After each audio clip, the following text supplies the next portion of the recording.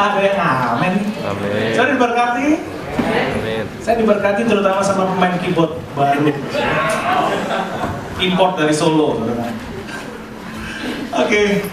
Saudara, hari ini kita akan dilayani oleh hamba Tuhan yang sudah kita kenal bersama-sama, saudara. Udah lama, Kak Sandro udah nggak melayani kita, dan hari ini beliau bersama dengan istri, ya,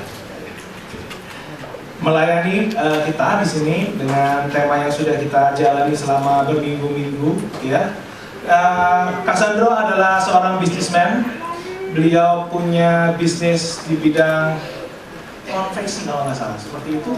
Ya, semacam itu, dan cukup mengagumkan ternyata beliau juga punya bisnis yang baru lagi gitu ya, baru saya tahu dari Kak Surdi. Saya pikir malah adalah kompetitor gitu ya, ternyata bukan, bekerja sama malah gitu ya. Ada satu distributor lagi ya Pak ya, untuk peralatan bayi dan sebagainya seperti itu. Kak Sandro pegang di wilayah Kalimantan, Kak Surdi SS, ya, Sumatera sama Sulawesi gitu ya. Jawa nanti Andriana yang akan ambil gitu.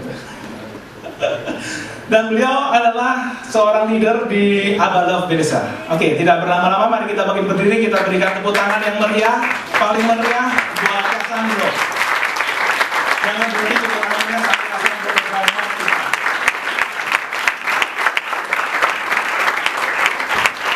Oke, silakan dulu saudara. Bapak Surdi, saya banyak belajar bisnis sama Bapak Surdi ini.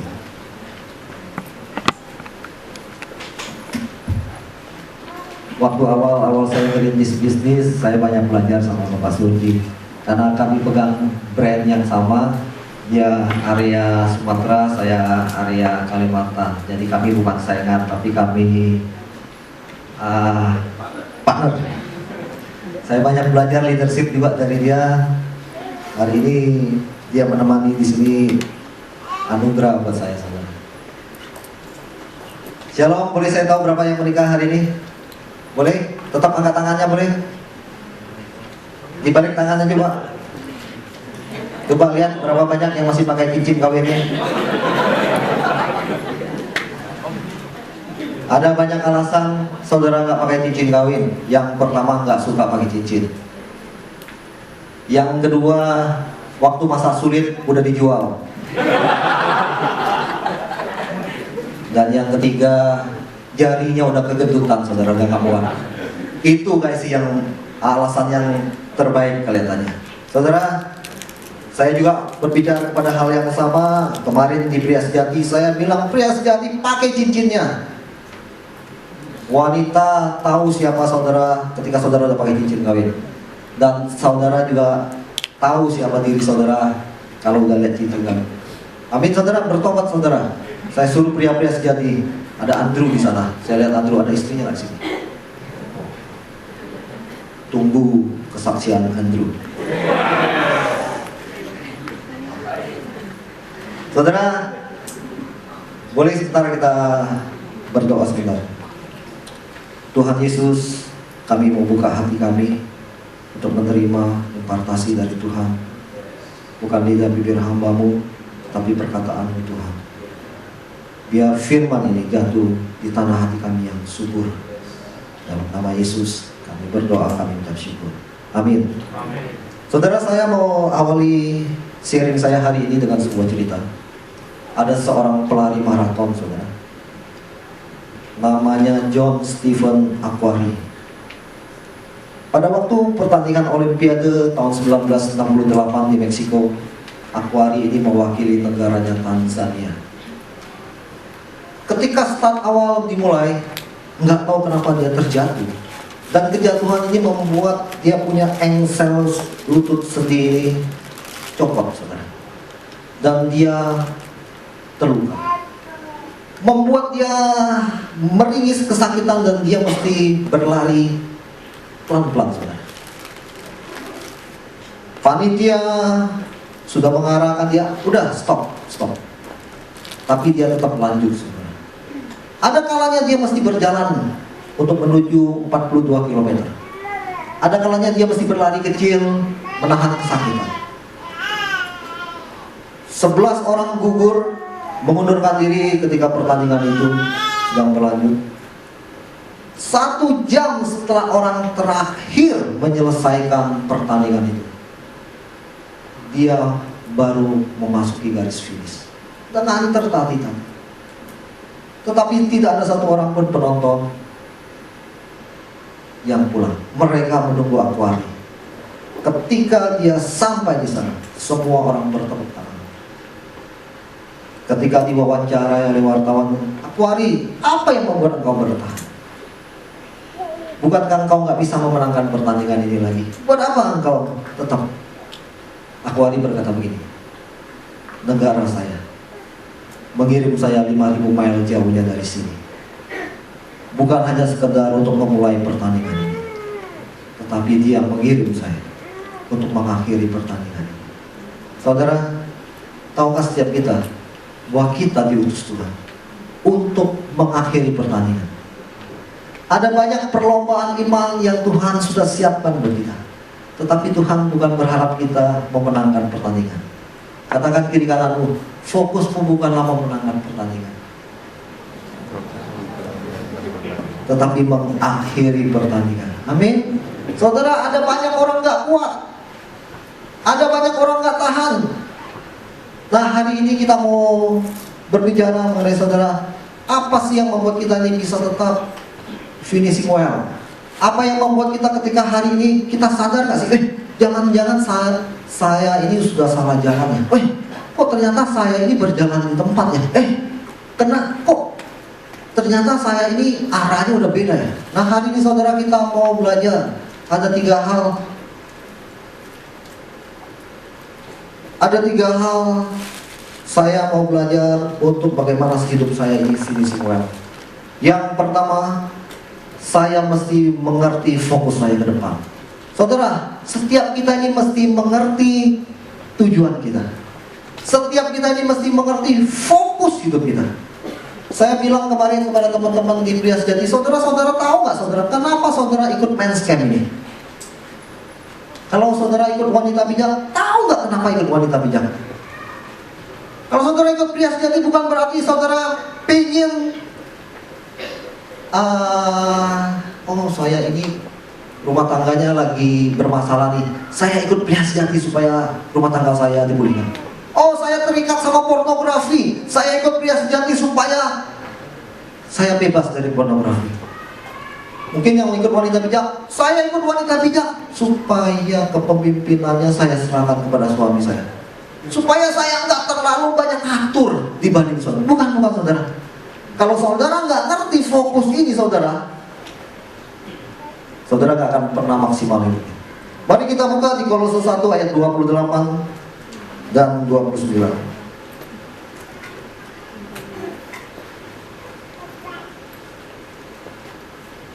Kolose 1 ayat 28 29. Sudah ketemu? Dialah yang kami beritakan apabila tiap-tiap orang kami nasihati dan tiap-tiap orang kami ajari dalam segala hikmat, untuk memimpin tiap-tiap orang kepada kesempurnaan dalam Kristus.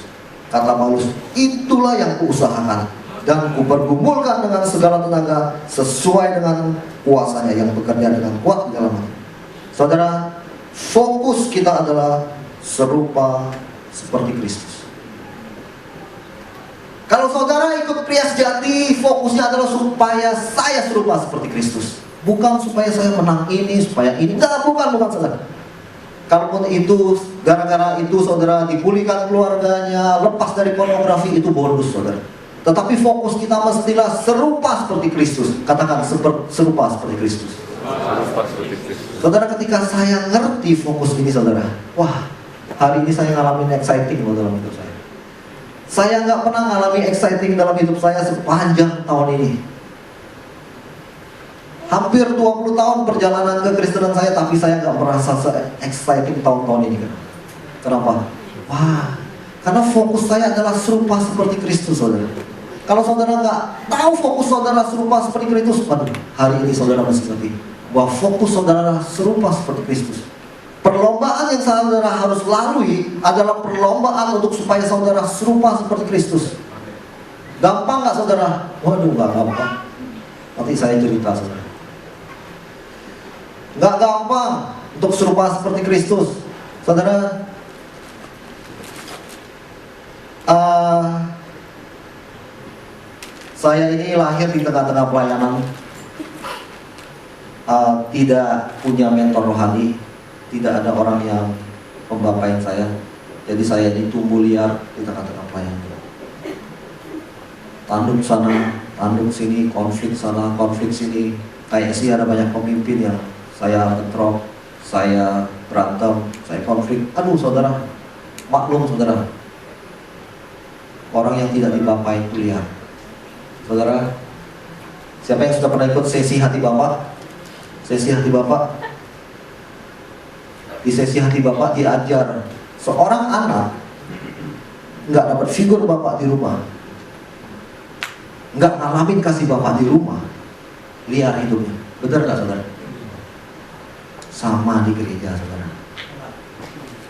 Saudara nggak punya Bapak rohani, liar. Katakan kiri kanan, gua sudah lihat tanda-tandanya. Saudara, orang nggak punya Bapak rohani, ya. Saya sama istri setahun yang lalu ada masa di mana kerohanian saya kok mentok ya, kok seperti ini aja ya. Saya nggak ngalamin breakthrough lagi, saya udah nggak ngalamin, saya kekristenan sudah biasa. Saya ingat waktu itu ketika ada satu pemimpin dia share di pertemuan pekerja, Tuhan bilang datang ke dia, minta dimuridkan. Saudara, saya datang ketemu sama dia, saya bilang, Pak, tolong kami berdua dimuridkan. Kami butuh ditolong. Nah, saudara, sejak hari itu sampai hari ini, setiap Jumat pagi, saya dari rumah saya di daerah Duri Kepal dekat Grandfield Maisonette, saya mesti ke Sunter jam 7 pagi saudara. 2 minggu sekali saya ke sana. Jam 7 pagi. Tapi saya exciting sekali. Saya semangat. Kenapa? Saya tahu pemuritan menolong saya untuk serupa seperti Kristus. Saudara, kita butuh orang lain tolong kita. Nanti saya akan banyak share. Nah, yang kedua saudara, apa sih yang kita mesti lakukan untuk supaya kita bisa finishing well? Yang kedua, kita ini mesti membereskan masa lalu kita saudara. Ketika kita mulai melihat ke depan, kita mesti beresin masa lalu kita. Nah, masa lalu kita ini adalah luka-luka.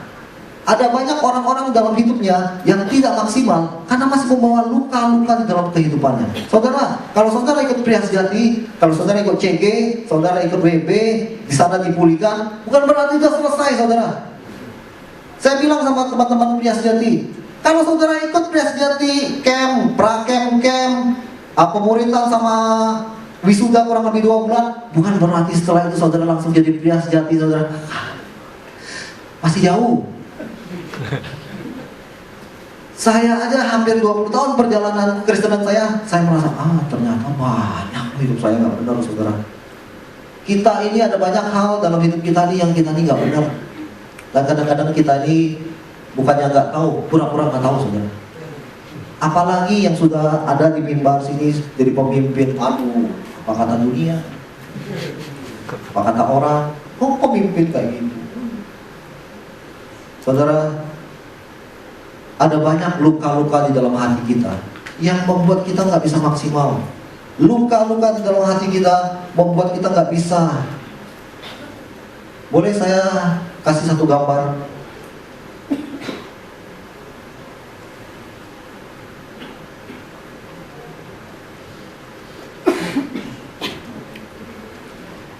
Ada seekor anjing, saudara. Dia berantem sama lantak. Ketika berantem akhirnya itu duri-duri lantak nempel, bukan nempel saudara, tusuk ke badannya, hampir seluruh tubuhnya dipenuhi dulu duri lantak, bukan bulu saudara, duri. Butuh waktu nggak saudara cabutin saudara? Butuh waktu saudara, satu-satu dicabut.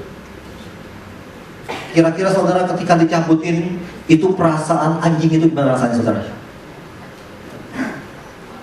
Mungkin dia kayak orang demam gitu ya saudara, nggak enak. Ada Pak Surti berbaik hati, aduh kasihan nih anjing. Kira-kira saudara tahu nggak apa yang akan terjadi? Bisa digigit tuh Pak Surti. Kenapa? Dia lagi sakit. Ketika orang lagi sakit, setiap kebaikan yang orang lain coba lakukan, dia pikir itu sebuah serangan, saudara. Saudara, saya sama istri ini lahir di tengah-tengah keluarga yang kami ini punya latar belakang yang berbeda-beda. Saya ini lahir di tengah-tengah keluarga yang mama papa saya itu kalau berantem tenang, peace. Nah, cuma kita tahu aja, lagi diam-diaman, artinya lagi berantem. Udah tahu aja gitu ya. Tapi kok ribut segala macam. Istri saya lahir di tengah-tengah keluarga, sebaliknya saudara. Ribut, se-RT mungkin bisa tahu. Lempar sana, lempar sini, waduh, ribut ya. Kami menikah saudara. Konflik. Ketika konflik istri saya maunya, wah ribut gede. Saya maunya, peace, peace. Ngapain ribut-ribut saudara? Menurut saudara, pola keluarga dia yang benar, apa keluarga saya yang salah? Dua-duanya salah saudara. Kenapa? Saya lihat mama papa saya diam gimana, saya nggak tahu mereka nyelesain konfliknya gimana. Nggak ngerti saya. Nah, istri saya walaupun ribut, dia lihat mama papanya selesai konfliknya. Nah saudara, pola keluarga kami membuat kami kadang-kadang bertahun-tahun kami ada dalam situasi seperti ini saudara. Wah ribut, waduh. Kadang-kadang kita ini suami istri kalau berantem saudara, udah tahu salah tapi kalau pasangan kita yang ngomong, dengar nggak biasanya? Waduh, saya juga ketika saya salah, istri saya ngomong walaupun benar, nggak mendengar. Demikian juga sebaliknya. Nah butuh wasit saudara, butuh juri. Untung kami ketemu pemurid kami, Bapak rohani kami yang tolong kami. Saudara, di dalam Yohanes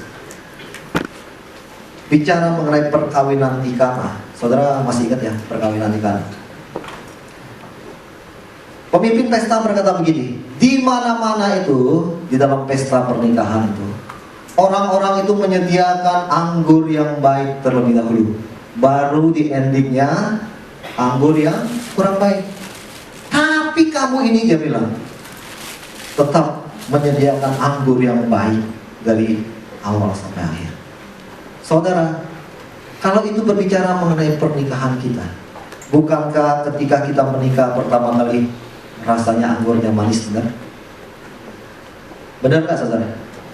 Ketika berjalan waktu 2 tahun, 3 tahun, 5 tahun, 10 tahun, 15 tahun, apakah anggurnya masih manis seperti di awal? Masih. Saudara, masih manis saudara? Masih manis saudara? Jangan senggol-senggolan saudara. Saudara, kalau saudara tidak ditolong, saudara akan ngalamin yang namanya degradasi saudara. Kita ini perlu ditolong pernikahan kita ini. Ada banyak hal-hal kadang-kadang kita nggak bisa ngomong sama istri kita. Kadang-kadang ada banyak hal-hal yang istri kita juga nggak bisa ngomong. Kenapa? Karena ketika ngomong berantem saudara. Ada banyak konflik-konflik yang kita hindari gara-gara apa? Berantem saudara. Takut berantem. Kenapa saudara? Masih banyak duri dalam hati kita. Nah saudara, duri tadi ketika dicabut, dikemanain saudara? Dikemana? Siapa bilang dibuang? Kita punya kebiasaan lempar piau balik saudara. Orang yang terluka punya kecenderungan melukai. Kita harusnya berjaga-jaga, tapi apa yang terjadi? Boleh saya sekarang video sebentar?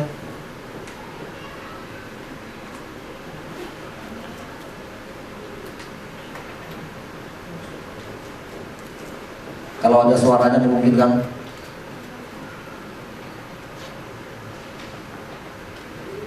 Ini kisahnya dua ninja.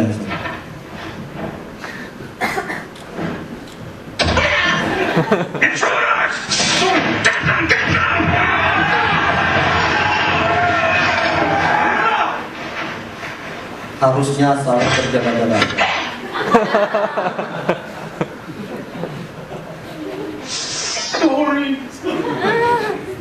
Sorry. Saudara, lucu ya saudara ya, lucu nggak saudara? Tapi tahu nggak, di tengah-tengah pernikahan kita sering lempar piau saudara. Istri kita lempar piau balik saudara. Kenapa? Karena banyak duri, banyak piau dalam. Coba lihat kiri kanannya, kantongnya ada piau nggak saudara? Saudara, duri-duri, luka-luka dalam hati kita. Kadang-kadang kita berharap pasangan kita ini saling berjaga, tapi tanpa disadari, justru pasangan kita yang melukai kita dilukai sama pasangan kita. Saudara. Seberapa banyak kehidupan keluarga seperti ini, dan siapa yang tolong kita, saudara? Ada banyak orang-orang ketika ngalamin ini, ngalamin sendiri, saudara. Saya bersyukur kalau hari ini ada penolong, ada pemurid kami yang tolong kami ketika kami lagi ngalamin kondisi yang gak baik, ketika saya mesti konflik, ketika saya lagi ngalamin struggling, saya boleh datang kapanpun kepada pemurid saya dan dia gak pernah hakimin saya, saudara. Hari ini saya merasa aman ketika ada Bapak rohani yang menolong saya, mengcover hidup saya. Dan hari ini saya merasa saya bertumbuh, kami istri, saudara. Hari ini ukuran pelayanan saya bukanlah berbicara mengenai berapa jemaat yang saya gembalakan, bukan. Ukuran pelayanan saya bukan diukur dari berapa banyak orang yang terima Islam. Ukuran pelayanan saya berapa banyak hubungan saya sama istri saya. Buat apa pelayanan kita luar biasa, hubungan saya sama istri berantakan, saudara. Saudara, fokus saudara bukanlah memenangkan pertandingan, tetapi menyelesaikan. Saudara, Tuhan panggil bersama dengan istri untuk menyelesaikan, saudara. Ada banyak kali, saudara, duri-duri ini bukanlah duri-duri yang karena disebabkan oleh kondisi hari ini, tapi ada banyak duri disebabkan ketika masa lalu kita, saudara. Kita buka di Roma 7 ayat yang ke-15.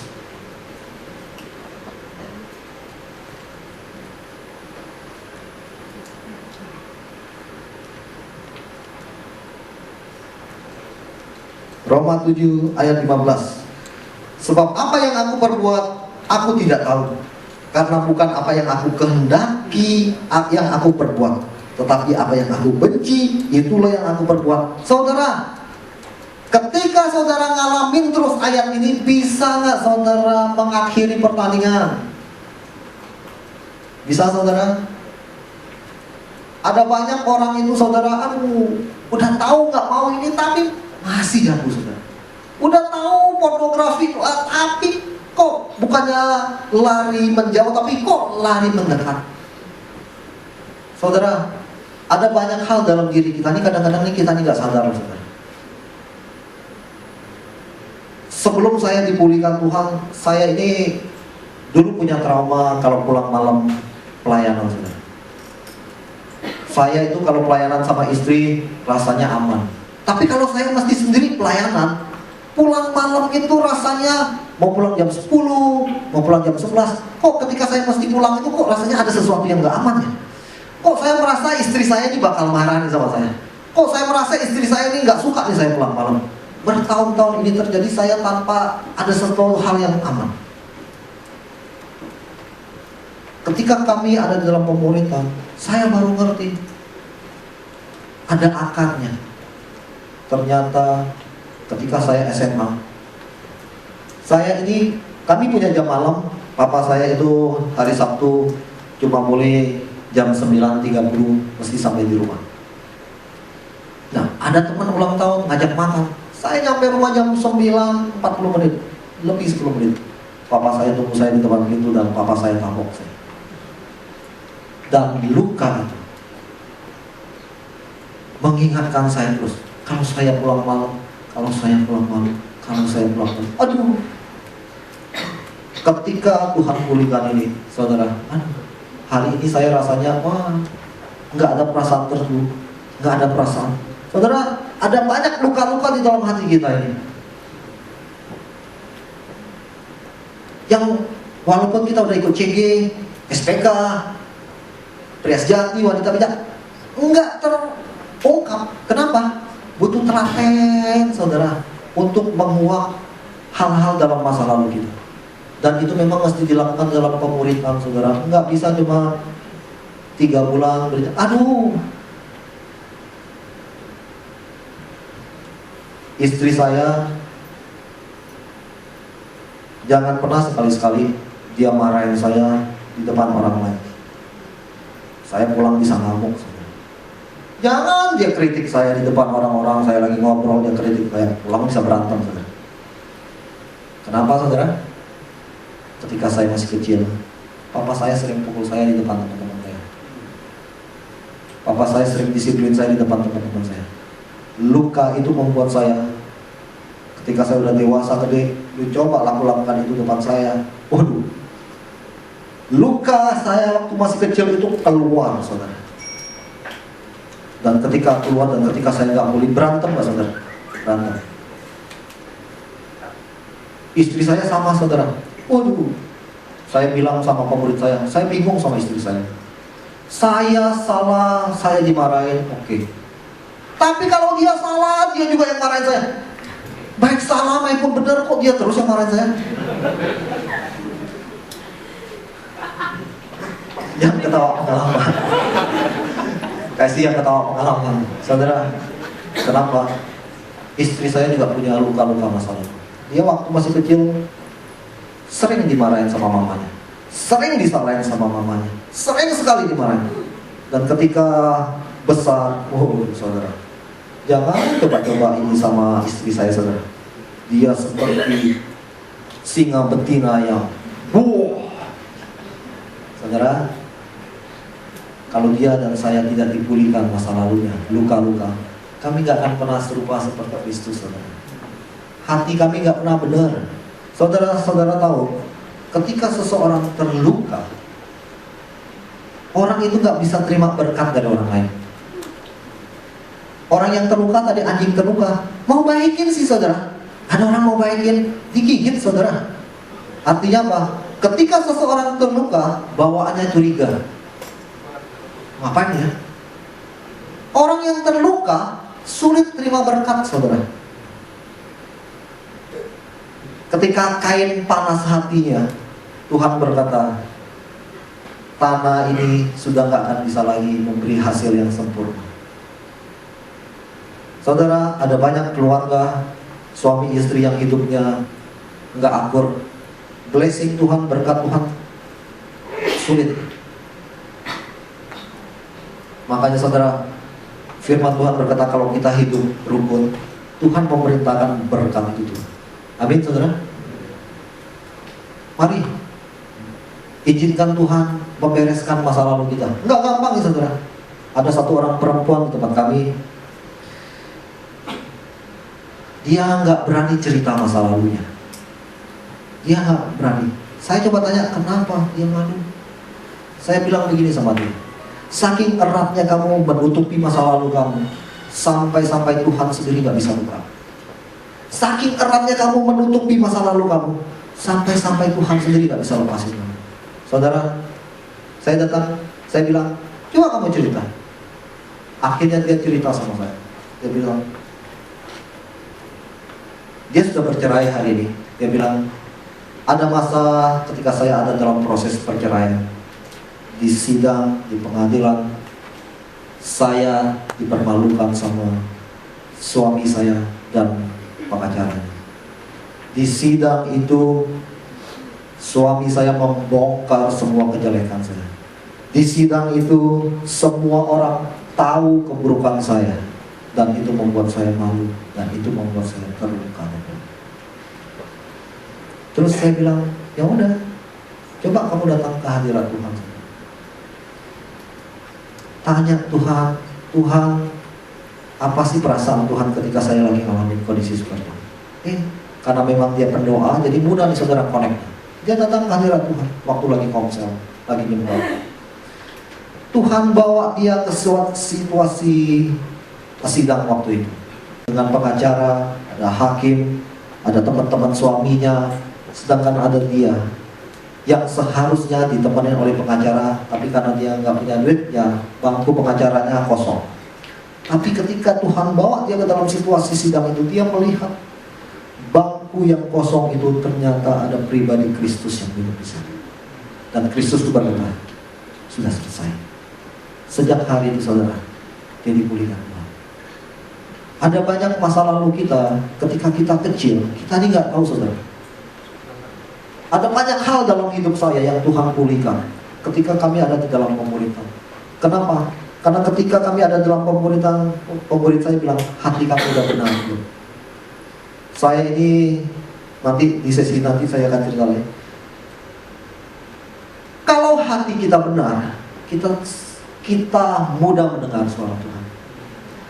Kalau hati kita benar, kita mudah dengar arahan Tuhan. Saudara, nggak mudah. Setiap ada waktunya ketika kami pulang dari pemuritan, bukannya hubungan kami jadi lebih baik, habis pulang pemuritan berantem saudara. Nggak gampang buat saudara yang saya encourage saudara. Mari ada dalam pemuritan, karena pemuritan menolong kita. Tapi kami tahu fokusnya kami adalah serupa seperti Kristus. Kalau kami nggak tahu fokus kami serupa seperti Kristus, males nggak nyelesain konflik saudara? Yang beretnya di atas 10 tahun coba siapa? Males nggak sih kalau lagi konflik? Capek nggak? Wah cuma saya doang yang capek ya saudara. Luar biasa saudara. Capek nggak konflik itu? Capek apanya? Hatinya yang capek. Capek saudara. Ada banyak suami istri nggak mau selesaiin konflik, kenapa? Nah capek, ya udahlah, biarinlah, daripada konflik kita biarin. Tapi tahu nggak saudara, sumurnya itu berapa dalam saudara? Sampai batas tertentu ketika itu meledak, waduh saudara, udah nggak ketolong saudara. Kalau tidak suami tinggalin istri, surat cerai datang. Sekalipun itu Kristen loh saudara. Ada banyak hal Tuhan lakukan di dalam kehidupan kami. Saudara, banyak deh. Saya ini sama istri, belum masalah keuangan, saudara. Soal duit itu potensi konfliknya besar nggak saudara? Besar apa kecil? Besar saudara. Saya ini lahir di tengah-tengah keluarga yang kami nggak berlebihan, nggak kekurangan, pas lah. Mama saya menabung untuk keperluan anak-anaknya, sekolah segala macam, dan mama papa saya tidak terbiasa dengan hutang. Jadi kami keluarga yang memang hidup seadanya, nabung, tidak pernah berhutang. Nah istri saya lahir di tengah-tengah keluarga yang soal keuangan isi come, isi go. Ada duit, dan istri saya lahir dengan keluarga yang saling tolong-menolong di tengah-tengah keluarga besarnya saudara. Nah saya lahir di tengah-tengah keluarga yang individualis. Papa saya ada masalah nggak ada yang tolong saudara-saudaranya. Mama saya kalau ada masalah juga nggak ada yang tolong. Ketika saya ada dalam istri berkeluarga, istri saya mau tolong keluarganya, nggak aman saya saudara. Gila saya kerja keras nih. Kalau saya hidupnya berlebihan sih nggak apa-apa nih saudara. Tapi kalau diomongin nih, kira-kira bisa berantem nggak saudara? Bisa saudara. Nah saudara, kalau ini tidak dibereskan saudara, itu jadi bom waktu di dalam kehidupan saudara. Saya mesti belajar. Saya mesti belajar mengerti pola keluarga istri saya. Istri saya juga mesti belajar mengerti pola keluarga saya. Pola keluarga kita ini mendidik kita hari ini jadi seperti apa? Orang bilang buah itu jatuh nggak jauh dari pohonnya saudara. Dan kita ini terbentuk dengan sebuah kondisi yang nggak beda jauh dengan keluarga kita. Dan itu yang benar ataupun yang salah diajarin sama keluarga kita. Saya bilang, koko saya punya masalah, saya juga nggak pernah tolong, karena mereka bisa survive sendiri. Jadi saya merasa, aduh, keluarga kamu nyusahin banget ya. Kenapa saudara? Karena saya terbiasa dengan kondisi seperti itu. Tapi istri saya terbiasa dengan kondisi yang tolong. Walaupun duit nggak ada, tolong. Wah, saya nggak aman, saudara. Istri saya bisa aja berhutang hanya untuk tolong orang lain, saudara. Waduh, nggak aman saya, saudara.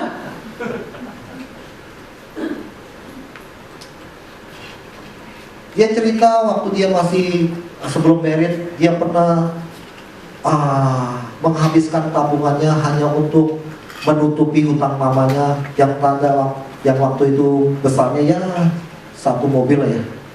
Wah, saya nggak aman dengan cerita itu, saudara. Saudara, ada banyak hal dalam hidup kita, pola keluarga kita, dan kalau tidak ada orang yang tolong kita, mengajarkan kebenaran, yang mementor kita, menemani kita, saudara, luka itu tidak bisa. Saudara akan terseok-seok ketika saudara mesti datang berlomba, bertanding dalam perlombaan iman, saudara.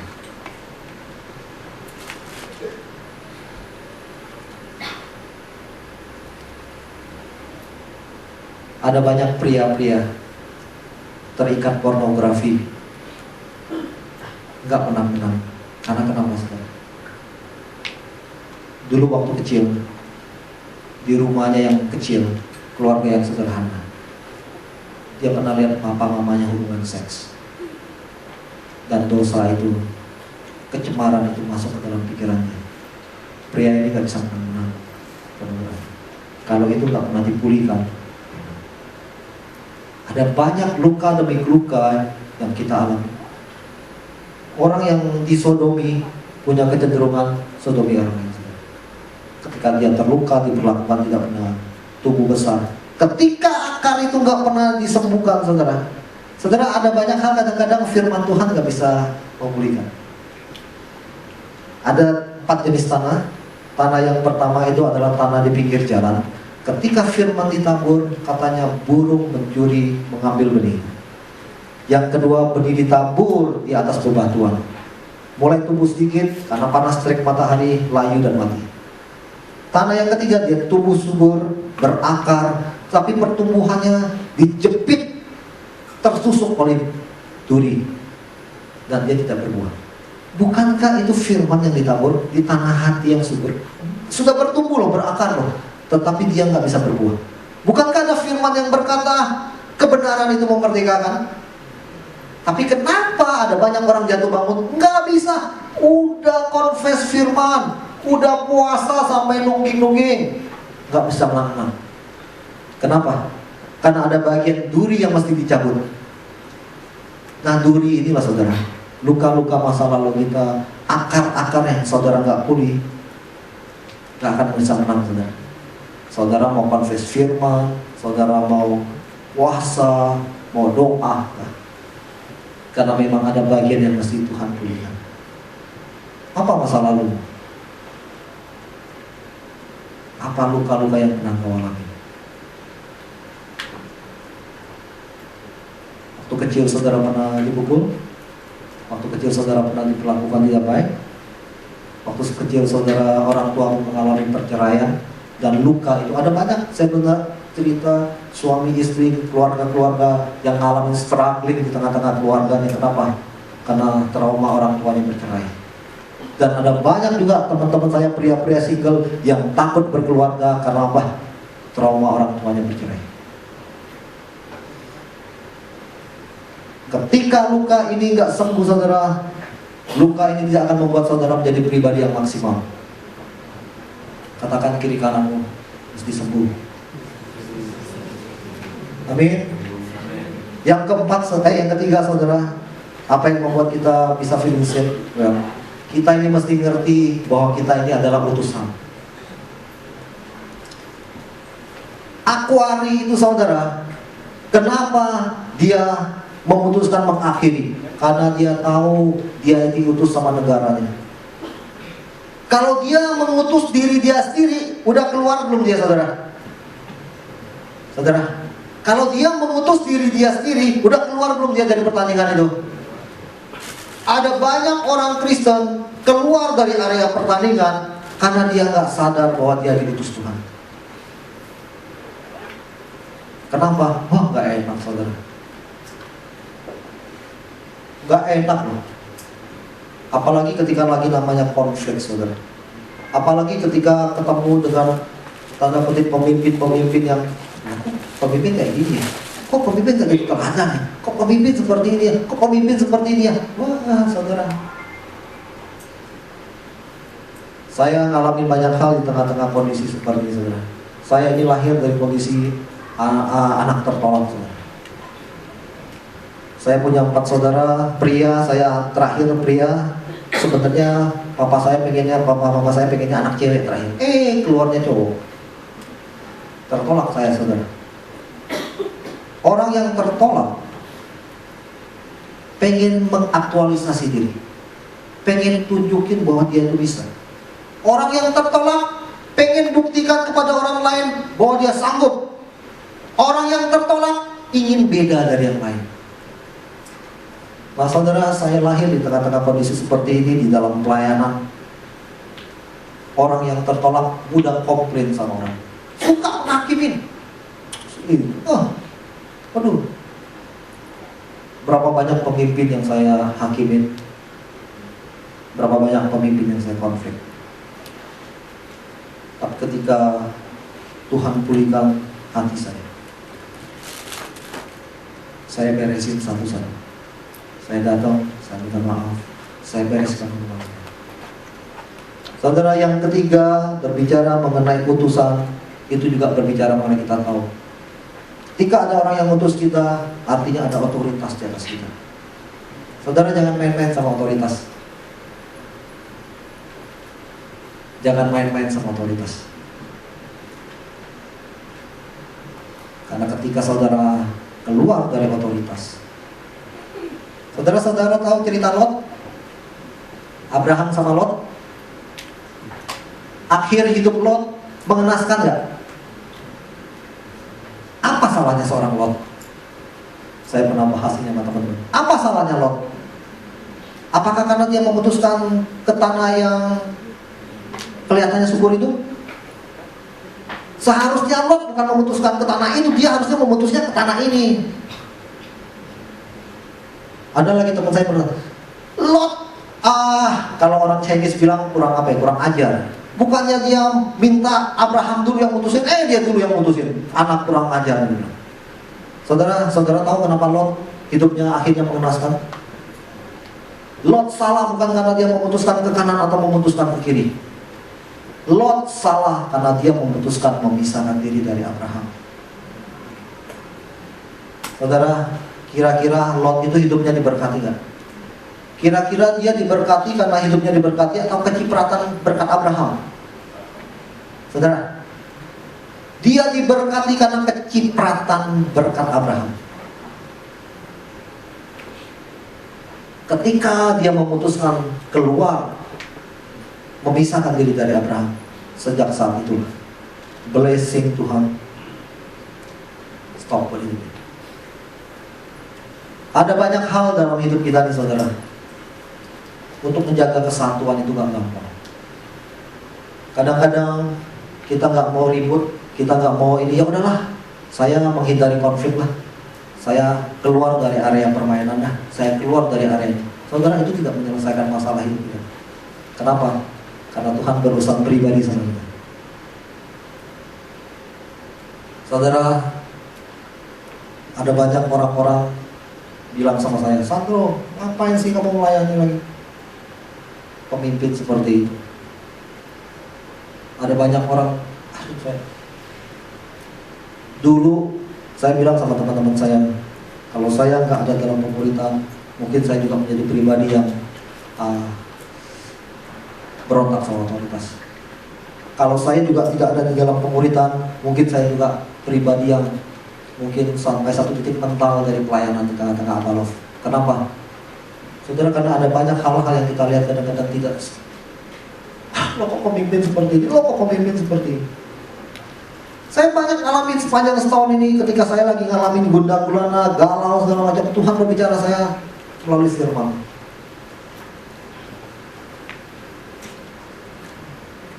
Dan saya harus standing buat pemimpin di atas saya. Saya bilang sama mereka, pemimpin saya itu sepertinya dikasih jubah, jubahnya itu ada tulisan penatua. Saya bukan standing buat pribadinya, saya standing buat jubahnya. Kalau saya standing buat pribadinya, saya bisa kecewa. Tapi ketika saya standing buat jubahnya, saya tahu saya standing buat siapa. Sejak hari itu, saya tahu seperti apa Tuhan mau membentuk hidup saya. Saudara, jangan lihat pribadi orang. Kalau saudara lihat pribadi orang lain, saudara bisa terluka. Saudara bisa kecewa.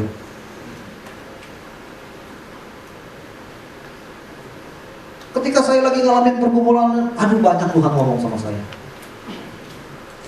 Saudara tahu cerita tentang Imam Eli? Tahu cerita tentang Imam Eli? Kira-kira anaknya Imam Eli itu benar nggak? Wah, dia bersetubuh dengan wanita dibayar Allah. Anaknya Imam Eli curi makanan yang harusnya dipersembahkan kepada Tuhan, dia ambil. Ada banyak kejahatan Imam Eli. Apa yang dilakukan oleh seorang Imam Eli? Banyak belajar. Ketika Tuhan pulihkan hidup saya, Tuhan bereskan hubungan demi hubungan dengan saya. Belajar sama taat sama otoritas. Saudara, termasuk sama papa saudara, orang tua saudara. Seberapa besar kita ini respeksi sama orang tua kita. Ingat loh, orang tua kita itu sumber berkat. Saudara, yang namanya berkat Tuhan itu selalu dari bapak kepada anak. Benar nggak? Abraham kepada Ishak, Ishak kepada Yakub. Jadi nggak bisa berkat itu meloncat, saudara. Demikian juga berkat rohani. Tuhan juga mau kasih setiap kita ini berkat-berkat rohani. Cuma Tuhan lagi nunggu, saya mau kasihnya melalui bapakmu. Nah, bapakmu siapa? Tuhan mau kasih kita ini berkat-berkat rohani loh. Jadi enak gak jadi seorang Ishak? Ketika dia jadi anak Abraham, segala fasilitas diberikan. Otomatis blessing, kekayaan. Saudara, berkat rohani Tuhan mau berikan kepada kita. Tapi Tuhan lagi nunggu, saya mau beri berkat itu melalui bapakmu. Tapi masalahnya, siapa hari ini bapak rohanimu?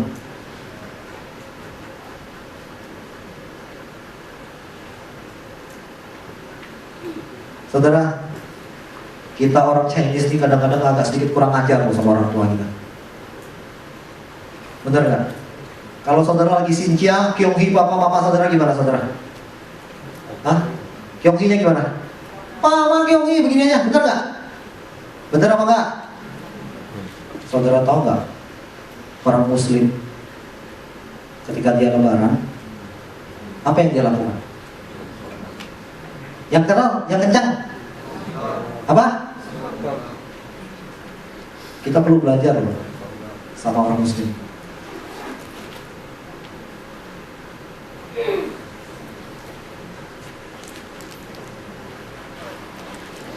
Xinjia bulan Februari kemarin. Biasa kalau Xinjia saya datang, Pama Kyonghi ya Pak. Ya. Tapi hari itu saya tahu saya nggak boleh lakukan itu. Saya datang ke rumah orang tua saya suruh mereka duduk. Saya berduduk. Saya paikui sama papa mama saya. Papa mama saya ini saudara perlu tahu belum kenal Tuhan. Papa mama saya belum kenal Tuhan kan. Sampai hari ini saya masih bergumul dengan mereka. Ketika saya datang, saya lutut. Saya tarik tangan papa saya angkat kepala saya. Saya mohonkan berkat buat saya. Kenapa? Saya mesti terima blessing dari papa saya. Sama seperti berkat dari Abraham kepada Ishak, Ishak kepada Yakub. Saya mau terima berkat dari mama saya. Mama saya belum kenal Tuhan, saudara. Tapi saya lihat dia nangis. Mama saya nangis. Saya sama istri datang. Kami lutut. Mama saya sambil nangis, dia bilang apa? Ingat, mama saya belum kenal Tuhan. Dia cuma bilang begini, semoga Tuhan Yesus memberkati kamu. Dia belum kenal Tuhan benar.